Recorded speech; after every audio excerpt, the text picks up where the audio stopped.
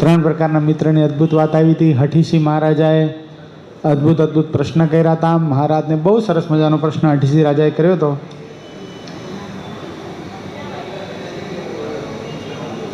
કોંડલ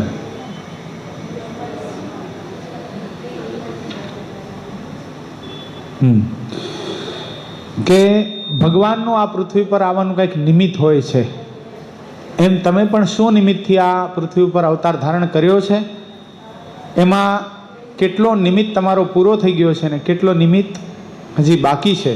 આવો સરસ મજાનો પ્રશ્ન. હવે થોડુંક આપણે આગળ વાંચીએ.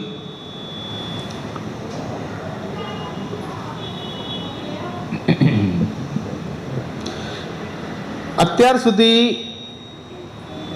તેમ આપને પ્રગટ થવાનું જે નિમિત્ત હોય તે મને યથાર્થ રીતે કહો. અત્યાર સુધીમાં તે પ્રયોજન કામ કેટલું આપે કર્યું છે અને હવે કેટલું કરવાનું બાકી છે તે પણ મને કૃપા કરીને કહો. હે દયાળુ, હે કૃપાળુ, હે નાથ, આપ ભલે પધાર્યા તે બધું મને કહો. યથાર્થ વાત તો આપના સિવાય કોઈ કહી શકે નહીં.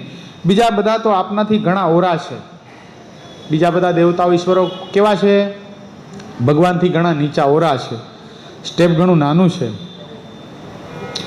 આપના તુલ્ય બીજું કોઈ કહી શકાય નહીં. બ્રહ્મા, ભવ, સુરરાજ, ઇન્દ્ર પણ આપની આગળ કાંઈ ન કહેવાય. સંકર્ષણ, અનિરુદ્ધ અને પ્રદ્યુમ્ન જેવી વિભૂતિઓ તથા શેષ, શારદા અને નારદ વગેરે પણ રાત દિવસ સુધી હરખાઈને આપના ગુણોનું ગાન કરે છે. કોણ કોણ ગાન કરે છે પુષ્પેન્દ્ર ભગત? શેષ એટલે શેષ નારાયણ સહસ્ત્ર મુખે કરીને ભગવાનના ગુણોનું ગાન કરે છે. શારદા એટલે કોણ કે છે? સરસ્વતી દેવી, માતા સરસ્વતી, બુદ્ધિના દેવી. અને નારદ વગેરે પણ રાત દિવસ હરખાઈને કેવી રીતે ગાન કરે છે? કંટાળીને નહીં, આનંદમાં ભગવાનના ગુણોનું ગાન કરે છે. તો મનુષ્ય શા લેખામાં? તો માણસે તો કરવું જ પડે એમ કહે છે. આટલા બધા મોટા પણ જો ભગવાનના ગુણોનું ગાન કરતા હોય તો માણસે તો કરવું જ જોઈએ. મનુષ્ય દેહ શેના માટે પ્રાપ્ત થાય છે? આ પંખાની જરૂર ન હોય તો બંધ કરી દો ને, નકા હું થઈ જ જઈશ.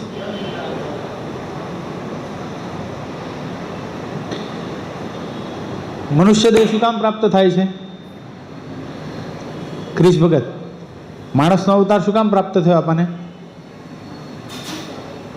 હે, ભગવાને બનાવ્યા, પણ શું કામ બનાવ્યા છે? શું કરવાનું છે આ દેહ કરીને? હવે ભગવાનની ભક્તિ કરવાની છે, મોક્ષ કરવાનો છે, કલ્યાણનું કાર્ય સાધી લેવાનું છે આ મનુષ્ય દેહ કરીને.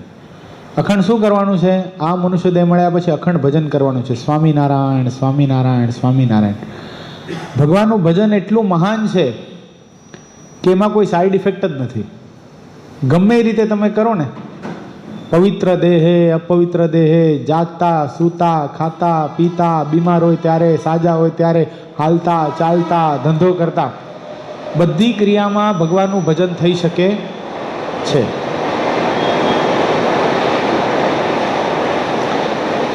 તે જ મનુષ્ય જો આપની અવજ્ઞા કરે છે કે અવજ્ઞા શબ્દ બોલે છે, તેનો ઉદ્ધાર કેમ થાય?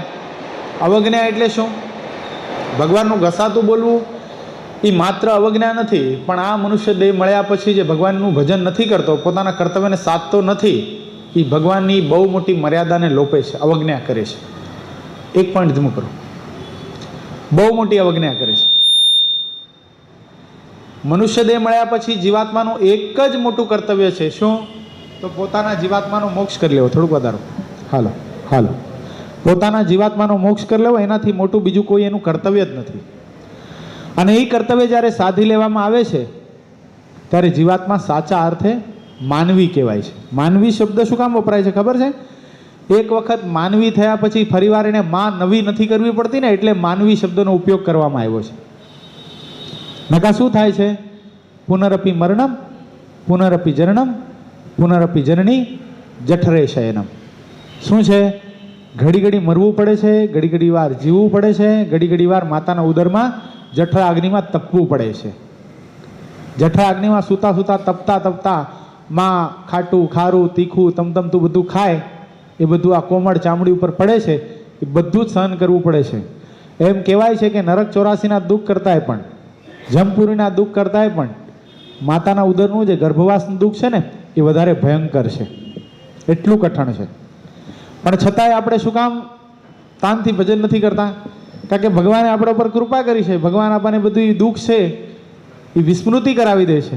એ જો યાદ રહે તો છાનમાના બધા ભજન કરે ને, કઈ કેવું પડે? ન કેવું પડે.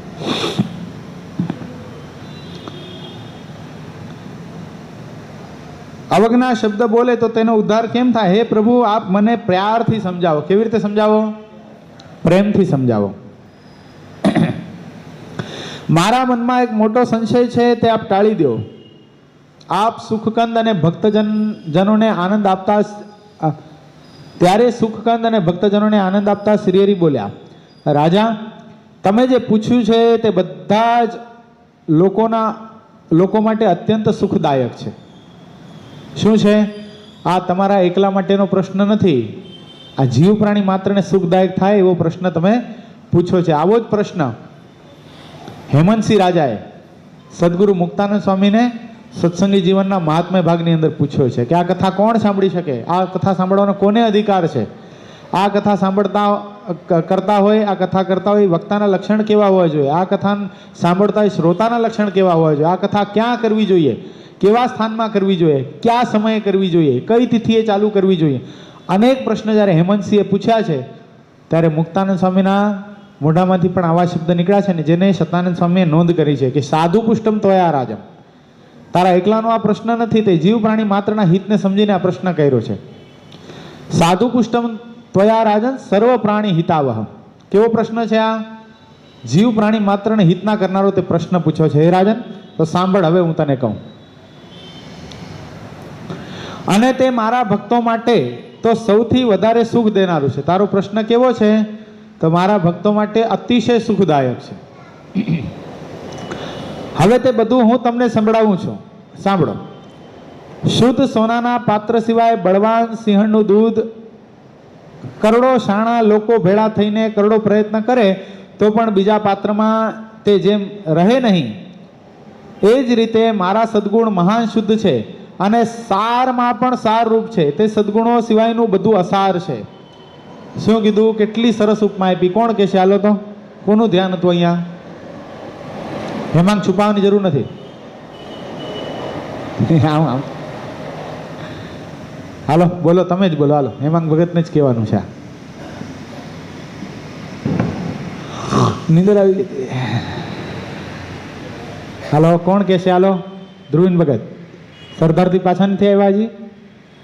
નથી આવ્યા? અમે નથી આવ્યા હજી. ઘણા નિંદર આવે છે ને સભા મંડપ દેખાય છે.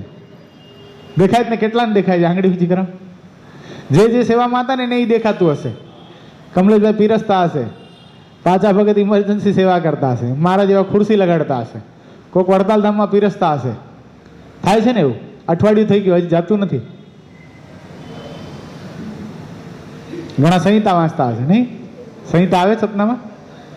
આટલા વાંચ્યા ને હજી આટલા બાકી, આટલા આજે વાંચી નાખવા છે. એક બે દિવસ બચી જાય તો શાંતિથી બેસાય તો ખરું. આવું થાય છે? થાય છે. હાલો, કોણ કહેશે? હાલો, કયો પુષ્પેન્દ્ર? સરસ. 16 વલું સોનું હોય એમાં જ સિંહણનું દૂધ ટકે છે. કદાચ 16 વલું સોનું ન હોય અને એમાં ઘણા બધા બુદ્ધિશાળી લોકો પ્રયત્ન કરે કે આમાં અમારે સિંહણનું દૂધ ટકાવવું છે તો ટકી શકે નહીં. એમ મારો મહિમા છે, મારા સદગુણ છે, એ શુદ્ધ છે. શું કે છે ભગવાન? મારો મહિમા, મારા સદગુણ એ કેવા છે? સારમાં પણ સાર છે ને શુદ્ધ છે. તે સદગુણો સિવાયનું બધું અસાર છે. કેવું છે? ભગવાનના ગુણો સિવાય, ભગવાનના નામ કીર્તન સિવાય, ભગવાનનો મહિમા, ભગવાનનો આશરો, આ સિવાય બધું કેવું છે? બધું જ નકારું છે, અસાર છે. આ બાબતને જે સત્પાત્ર છે તે જ સમજી શકે છે. કોણ સમજી શકે છે? સત્પાત્ર છે. આપણે સત્પાત્ર થયા છીએ? અમુક અંશે થયા છીએ, સંપૂર્ણ હજી નથી થયા.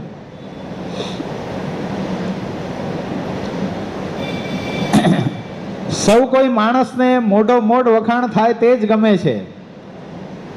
એ રીતે જે કુબુદ્ધિવાળા લોકો વગર સમજે મારા દોષને ને અવગુણને જુએ છે, શું છે, શું કીધું કે બધાને પોતાના મોઢે વખાણ કરો ને એ ગમે છે. કોકના મોઢે એના અવગુણ કહી જોજો, ભલે ગમે એટલો મુમુક્ષુ હશે ને તો પણ તમારી યારે આટી પડ્યા વગર રહેશે નહીં. તમે ગમે એટલા એના હિતેચ્છુ હશો, એને મોઢો મોઢ તો તરત જ ન કહેવાય કે તું આ ભૂલ કરે છે. હા કહેવાય, સત્વગુણ વર્તતો હોય પ્રેમથી સમજાવીને ખભા ઉપર હાથ મૂકીને અલગ લઈ જઈ અને પછી કહો કે ભાઈ આ તારી ભૂલ છે, તો હજી સમજે તો સમજે, નકા અવગુણ આવ્યા વગર રહે નહીં. બહુ કઠણ વસ્તુ છે આ. એટલે બધાને પોતાના મોઢા ઉપર વખાણ જ ગમે છે. પૃથ્વી, જળ, તેજ, વાયુ અને આકાશ એ ચાર ભૂતોની પણ જેમ આકાશ પણ એક ભૂત જ છે, પણ આકાશના ગુણ અદ્રશ્ય અપ્રગટ છે. આકાશ એમાં કઈ ગુણ દેખાય છે તમને? સ્વાદ આવે છે ને ચાટવાથી? સુગંધ આવે છે? કોઈ વસ્તુ નથી. આકાશ એટલે ખાલી જગ્યા, પણ એના ગુણો છે એ અપ્રકટ છે. કોઈ પણ એક સુઈ જેટલી નાની જગ્યા પણ આકાશ વગર નથી. કર્તવ્યનો ડાયલોગ હતો ને, एक सुई जितनी जगह पण हवा के विहीन नहीं है, हवा दिखती नहीं है, मगर चैन कभी पड़ता है जब भक्त मंदिर में आकर परमात्मा के दर्शन करते हैं. पाछું આવવાનું છે, છટકે શાયનો નથી થવાનું. હા, પાણી પીને 36 નો ટાઈમ છે પણ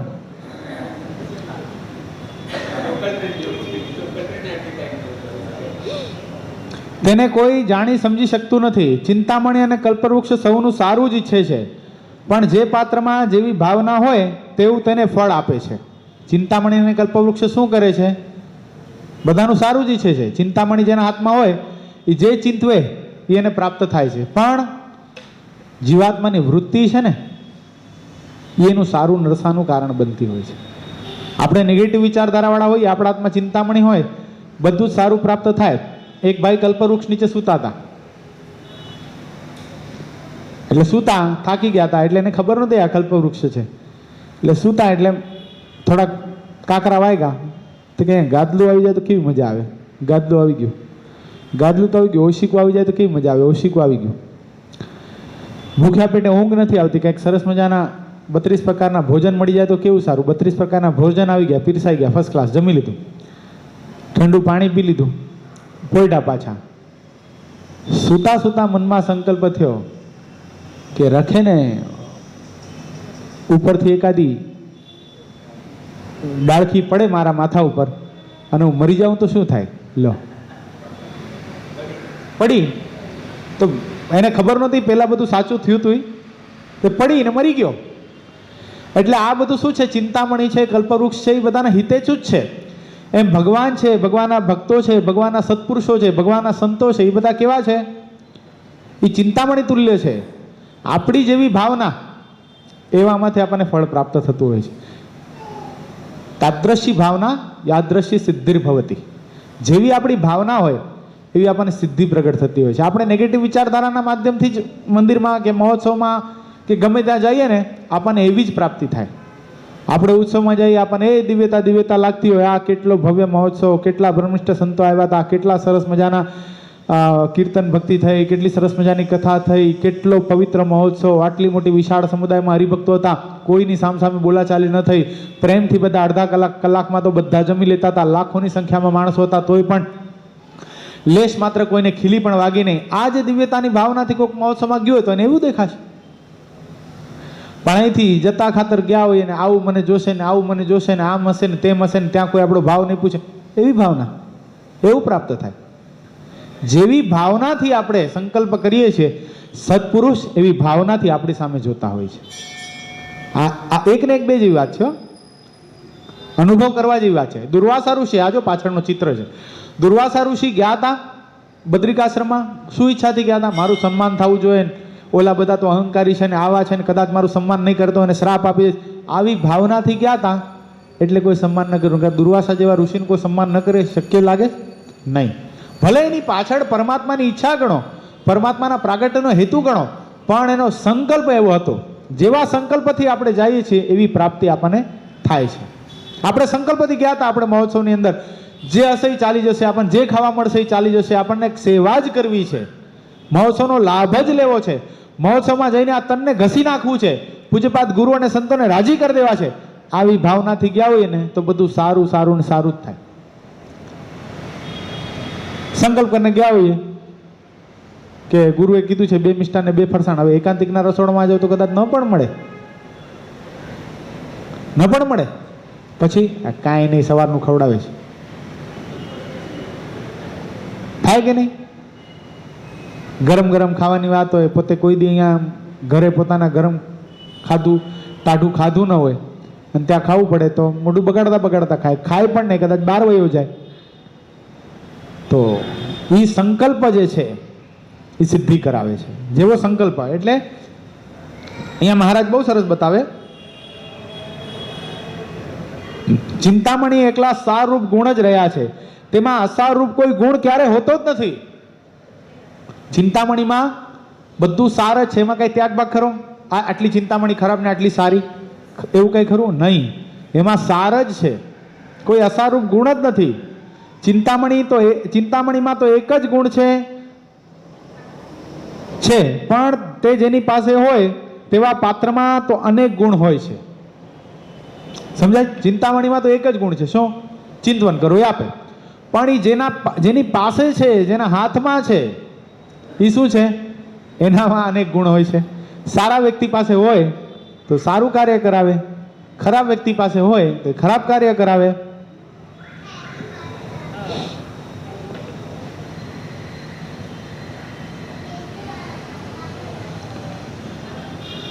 કાચમાં સ્વચ્છતાનો એક જ ગુણ હોય છે, પણ જેવાને તેનો જોગ થાય તેવો તે દેખાય છે.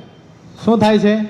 કાચ એકદમ સ્વચ્છ છે, આપણે એની સામે ઊભા રહીએ તો આપણું પ્રતિબિંબ એમાં હાબેહૂબ દેખાય. કે ખોટું બોલે છે? આપણે રૂપાળા હોઈએ તો એ ખરાબ દેખાડે છે આપણને? નહીં. એક માસી એક બજારમાં ગયા, બજારમાં જઈને અરીસો લે કે આ અરીસો બરાબર નથી, આગળ ગયા, બીજા પાસે ગયા, અરીસો બરાબર નથી, ત્રીજા પાસે ગયા, અરીસો બરાબર નથી, કંઈક સરસ બતાવ ને યાર, અરીસો બરાબર નથી. કે પણ માજી અરીસો કેવો સરસ છે, સરસ આમાં મઢેલી ફ્રેમ બહુ સરસ છે, એકદમ સ્વચ્છ છે, ચોખ્ખું બધું દેખાય. એ કે ખોટી વાત છે. એ કે હું કેવી કદરૂપી દેખાઉં છું આમાં? એ કે માસી તમારો વાંક છે, અરીસાનો વાંક નથી. એટલે વસ્તુ એ છે, અરીસો તો સ્વચ્છ જ છે, પણ પોતાનું પ્રતિબિંબ જ્યારે એમાં પોતાને દેખાય છે ને ત્યારે ગમતું હોતું નથી. એમ સત્યના દર્શન જે કરાવે છે ને એ આ લોકમાં બહુ સ્વીકાર્ય વ્યક્તિ થતો નથી. અને એવા વ્યક્તિનો જ્યારે સ્વીકાર કરવામાં આવે ને, જે સાચું કહેનાર વ્યક્તિનો જ્યારે સ્વીકૃતિ થઈ જાય ને સમાજમાં. એક હૈયા નામના સંત થયા, સૂફી સંત, બહુ સારા સાધુ, પણ જે હોય ને એને એવું ને એવું કે મોઢા ઉપર, જે એની પાસે આવે એના જીવનમાં જે દોષ હોય ને એના દર્શન કરાવી દેતા કે તમારા જીવનમાં કામ છે, તમારા જીવનમાં લોભ છે, તમારા જીવનમાં માન છે, તમારા માનનું કોઈ ભંગ કરશે તો તમે સત્સંગમાં ટકી શકશો નહીં. આવું ચોખ્ખે ચોખ્ખું કહેતા તો બહુ સ્વીકાર્ય ન થયા. એક વખત આવી સભા પરને બેઠી હતી, આંખ બંધ કરીને પોતાનું પ્રવચન શરૂ કર્યું. એવું પ્રવચન કર્યું અડધા કલાક સુધી, હૈયાજીના મનમાં એમ થઈ ગયું કે હવે જો આંખ ખોલીશ અને આમાં જેટલા બેઠા હશે ને બધા ભ્રમરૂપ થઈ જશે. પણ દયનીય દશા એવી કે જ્યારે આંખ ખોલીને ત્યારે એકલા પોતે જ બોલતા હતા. કોઈને સત્ય સ્વીકારવું જ નથી ને, કોઈને નહીં ને. સિંહને કોણ કે તારું મોઢું ગંધાય છે, એવી સ્થિતિ છે આજે. કોઈને કહેવાતું નથી, સત્ય વાત કોઈને ગમતી નથી.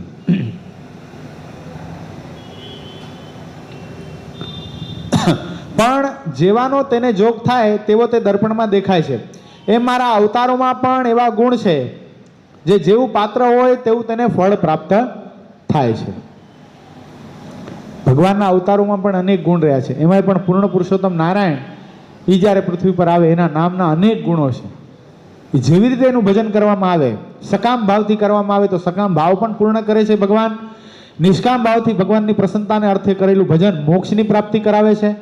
ભગવાનનું નામ છે ને એ ગમે એ રીતે લેવાય. જ્યારે મંત્ર છે ને, નામ સ્મરણ અને મંત્ર જપ એ બેમાં ઘણો ફરક છે. નામ સ્મરણ એક એવી વસ્તુ છે કે તમે જાજરૂમાં બેઠા હો, સંડાસમાં બેઠા હો ને તોય પણ સ્વામિનારાયણ સ્વામિનારાયણ કરી શકાય છે. એ જ જે બીજ મંત્ર છે આપણો, એ એવી રીતે જપી શકાય નહીં. જન્મંગલનો પાઠ એવી રીતે થઈ શકે નહીં. એના માટે પવિત્રતા જોઈએ, સ્નાન કરવું પડે, શુદ્ધ આસન ઉપર બેસવું પડે, એના નિયમો પાળવા પડે. જ્યારે નામ સ્મરણની અંદર એવો કોઈ ભેદ જ નથી. એક બહુ સરસ પુરાણોની ઘટના તમને કહું. દેવતાઓ અને દાનવોનું યુદ્ધ થયું. એમાં ઇન્દ્ર હારતો હતો.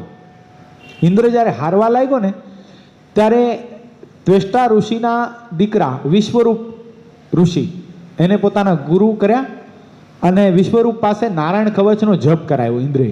જે નારાયણ કવચનો જપ શ્રીજી મહારાજે પણ શિક્ષાપત્રીમાં પ્રતિપાદિત કર્યો છે. નારાયણ કવચના જપમાં એવું આવે છે કે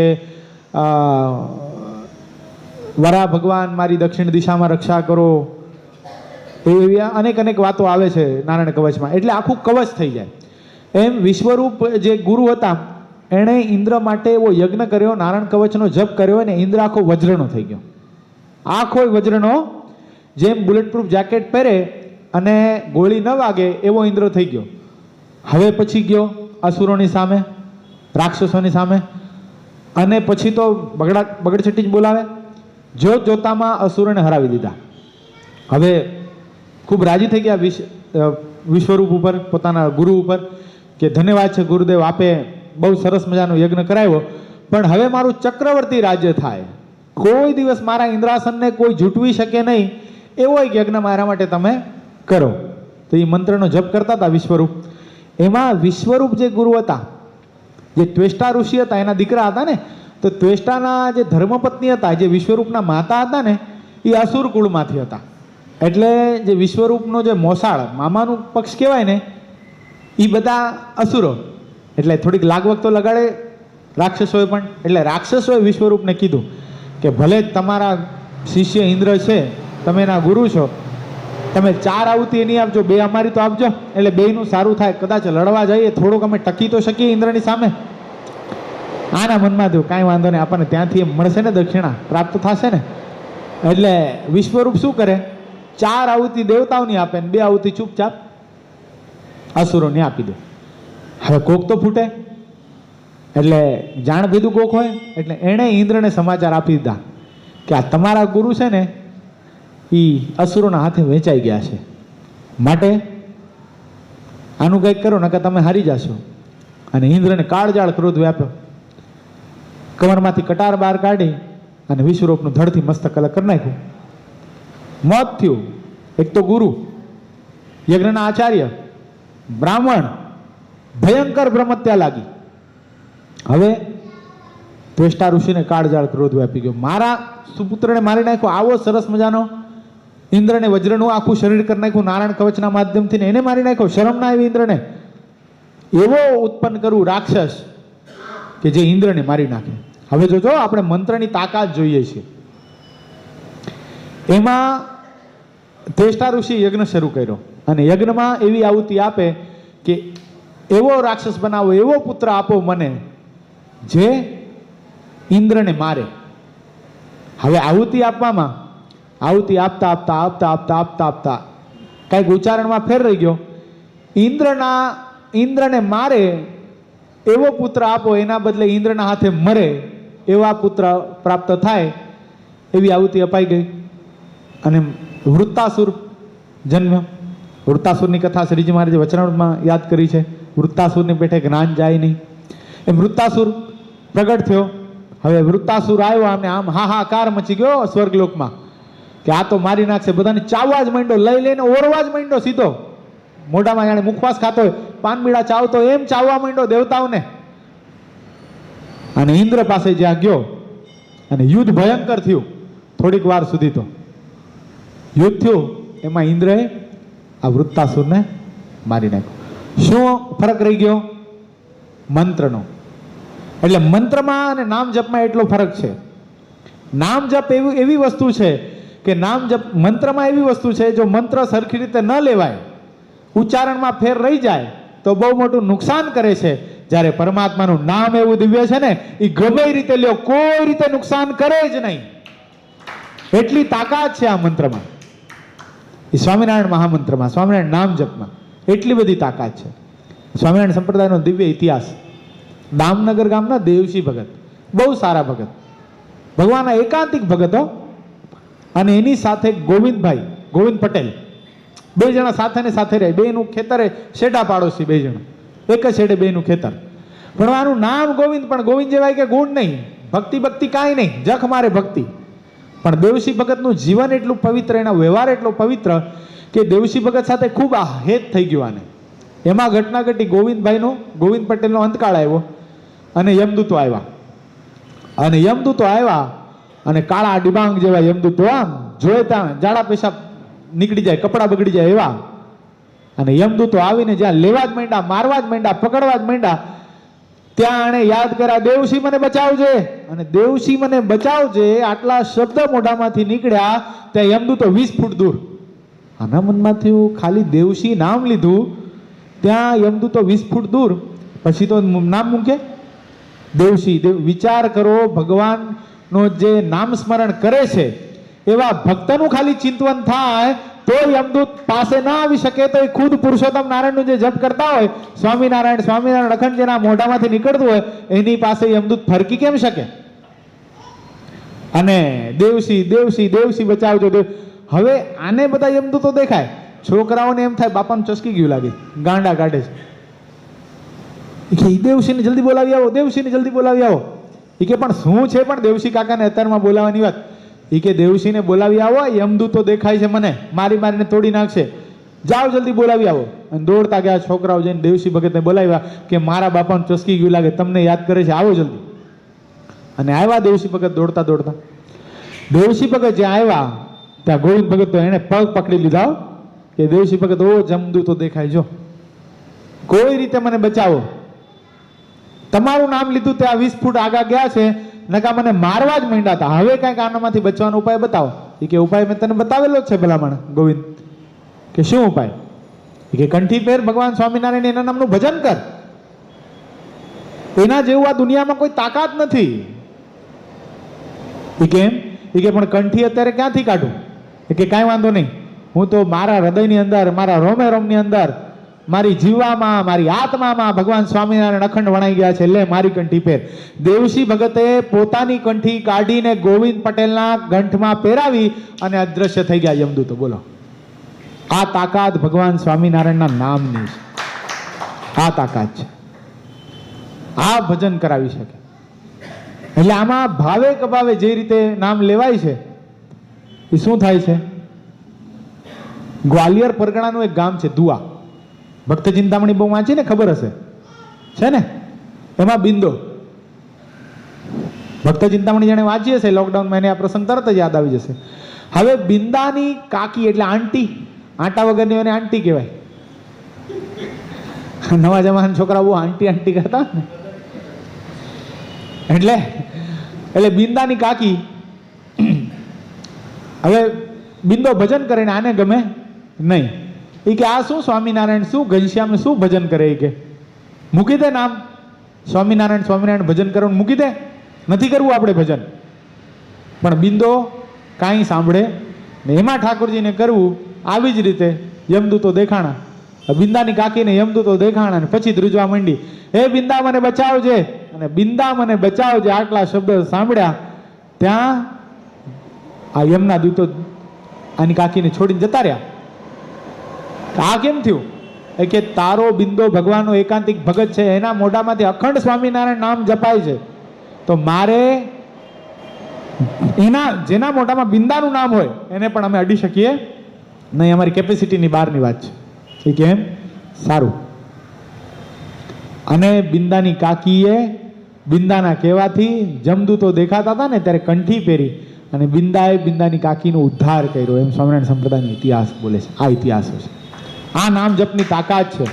અહીંયા હઠીસી રાજા ઈ જ કે છે, એટલા માટે તો કીધું ને કે હરિનામ કી ઔષધિ, શું? હરિનામ કી ઔષધિ જો ખરી સમજ કે ખાય, કોઈ પીડા રહે નહીં, ભવ રોગ મટી જાય. બધી જ પીડાઓ મટી જાય, ભવ રોગ મટી જાય ને. બનેલી સત્ય ઘટના પ્રસંગ તમને કહું.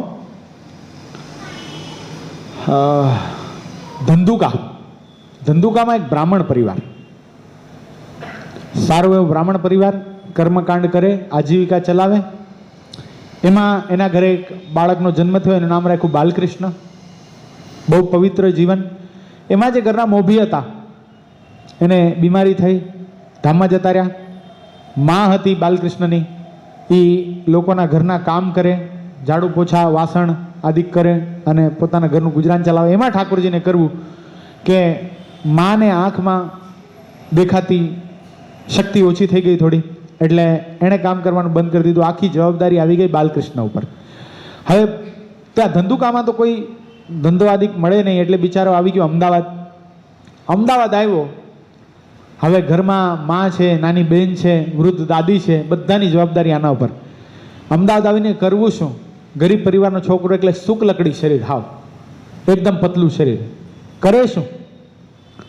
એમાં જોયું કે અમદાવાદ ટ્રેન આવે છે તો લોકો દોડીને સામાન ઉંચકવા જાય છે અને સામાન ઉંચકનારને એક ફેરીના ચારાના મળે છે. આના મનમાંથી હાલો હું પણ આજ મજૂરી કરું, કૂલીનું કામ કરું. દોડીને જાય, સામાન લેવા ગયો, પોતે શુક્લકડી એટલે જેનો સામાન ઉંચકવા માટે ગયો એને ધક્કો મારી દીધો. એ નીકળ અહીંયાથી, તારી હાલત તો જો, સામાન તો તું ઉઠા લેગા, તુચકો કોણ ઉઠાएगा? હાલાલ નહીં. બિચારો ઉદાસ થઈ ગયો, ફરી દોડીને ગયો, ઘણા પાસેથી તુચકાર મેળ્યો. પછી એક સજ્જન વ્યક્તિ પાસે એક નાની એવી બેગ હતી, એને મનમાં દયા આવી કે બિચારો ગરીબ છે, ભલે બેગ ઉપાડતો. આપી બેગ, ઘોડાગાડીમાં બેસાડી દીધા. ચારણા પ્રાપ્ત થયા. ચારણા જ્યાં પ્રાપ્ત થયા, 3-4 દિવસના ઉપવાસ હતા, ભૂખ કકડીને લાગેલી. બરાબર અમદાવાદ રેલવે સ્ટેશનની સામે ફાફડા તળાતા હતા. એક આનાના ફાફડા લીધા અને જ્યાં ફૂટપાથ ઉપર બેસીને જમવા જાય ત્યાં સામે એક સાધુ પુરુષ, અપંગ, અપાહિજ, પગ નહીં, હાથ નહીં, ભૂખ લાગી છે, માય બાપ કંઈક દયા કરો, કંઈક દયા કરો. બાલકૃષ્ણના મનમાં એમ થયું કે હું તો હજી, મારી પાસે તો હજી ઘણા બધા પૈસા બાકી છે ચારણામાંથી, હજી મેં એક જ આનો વાયબ્રો છે, આ જે ફાફડા છે આ સાધુ પુરુષને આપી દઉં, એને કેટલી બધી કઠણાઈ છે. આપી દીધા. ફરીવાર બીજા એક આનાના ફાફડા લઈ જમ્યા. પાછી ટ્રેન આવી, દોટ મૂકી. એમાં ઘટના ઘટી કે ધંધુકાથી અમુક બ્રાહ્મણો અહીંયા આવતા હતા અમદાવાદ. એ જોઈ ગયા કે આ તો મારો આપણી જ્ઞાતિનો અને મજૂરી કરે છે, આપણી જ્ઞાતિને લાંછન લગાડશે. અને સ્ટેશન માસ્ટરના ઓફિસમાં જઈને કમ્પ્લેન્ટ કરી આવ્યા કે આને અહીંયા કુલીનો ધંધો કરવા દેતા નહીં, આ બ્રાહ્મણ જ્ઞાતિનો અમારી જ્ઞાતિને લજવે છે. બ્રાહ્મણ થઈને મજૂરીનો ધંધો કરાય ન કરાય. પણ ભટના દીકરાઓ એકે એમ ન કીધું કે તારે મજૂરી ન કરાય પણ તું અમારી સાથે આવતો રહે, તને કર્મકાંડ શીખવાડી. નહીં, આ ધંધો ન કરાય, તારું બીજું જે થવું હોય થાય, તું ભૂખ્યો મરી જા પણ તું મજૂરી નહીં કર. એટલે સ્ટેશન માસ્ટરને કમ્પ્લેન્ટ થઈ ગઈ, એટલે એને ત્યાં સ્ટેશન ઉપર તો મજૂરી કરવાની નોકરી જતી રહી. હવે શું કરવું? એ કે તું ગમે એ કર. જ્ઞાતિના લોકોએ કીધું ગમે એ કર પણ તારે મજૂરી તો કરવાની જ નહીં. કાંઈ વાંધો નહીં. એમાં એક વેદની ત્યાં નોકરી રહ્યા. વેદની ત્યાં પેલા ઔષધો ખાંડવાનું કામ આવતું, ખબર? આ મોટા ખાંડણીયા હોય, એમાં કૂટવાના હોય ઔષધો, વનસ્પતિ હોય, જડીબુટી અને કૂટવાની હોય. મહિનાના 20 રૂપિયા આપશું તને, એમ કરીને નોકરી રહ્યો બાલકૃષ્ણ. હવે 1 મહિનો પૂરો થયો, એના મનમાં એમ થયું 20 રૂપિયા આવશે, 15 રૂપિયા ઘરે મોકલીશ, માં છે, બેન છે, વૃદ્ધ દાદી છે, એનું બધાનું ગુજરાન ચાલશે, 5 રૂપિયામાં મારો મહિનો પૂરો થઈ જશે. મહિનો પૂરો થયો, વેદજી પાસે પોતાના પૈસા માંગ્યા. વેદજીએ કીધું નથી અત્યારે વ્યવસ્થા. એ કે પણ મેં મજૂરી કરી છે, આખો મહિનો તમારી માટે ઔષધ ખાંડી દીધું છે, હું મારી ભાગની મજૂરી માંગુ છું, એ તો મને આપો. એ કે નથી વ્યવસ્થા, તારે રહેવું હોય તો રહે, નકા જતો રહે. અરે પણ જતો રહે, 20 રૂપિયા તો આપી દો, જે કામ કર્યું છે એના રૂપિયા તો આપી દો. એ કે અમે કીધું તું, તને આમંત્રણ આપ્યું હતું, તું તારી જાતે આવ્યો તો અહીંયા, નથી અત્યારે પૈસા, નીકળી જા. ગરીબનું નસીબ પણ ગરીબ જ હોય છે. નીકળી ગયો બિચાર, પૈસા આપ્યા નહીં. એમાં ઠાકોરજીને કરવું, એક લોકશક્તિ મેગઝીન પ્રેસ, એમાં એને નોકરી મળી. અને સીપી શાહ નામના એના જે સેટ, એની નીચે એણે કામ કરવાનું ચાલુ કર્યું. મેગઝીનનો ધંધો. અને જીવણો બાળક, એકદમ બહુ સારો, મહેનતમાં કોઈ દી પાછો પડે નહીં એવો, રાત દિવસ ન જોવે એવો.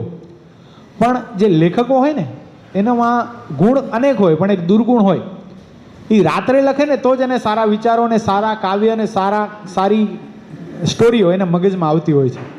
તો એ શું કરે? ચાય પીવે ને બીડી પીવે, સિગરેટ પીવે. આ એની આદત. હવે એના જે માલિક હતા એ સીપી શાહ, એને આ સિગરેટ અને ચાય પીવાની અતિશય આદત, એમાં આને પણ આદત લાગી ગઈ. 2 મેગઝીન ચલાવે, 2 મેગઝીન એક સાથે બહાર પડે. છોકરો ભરપૂર મહેનત કરે, રાત ઉજાગર કરે, ચાયો પીવે, બીડીઓ પીવે, સિગરેટ પીવે અને ખૂબ મહેનત કરે, રાત્રિ દિવસ.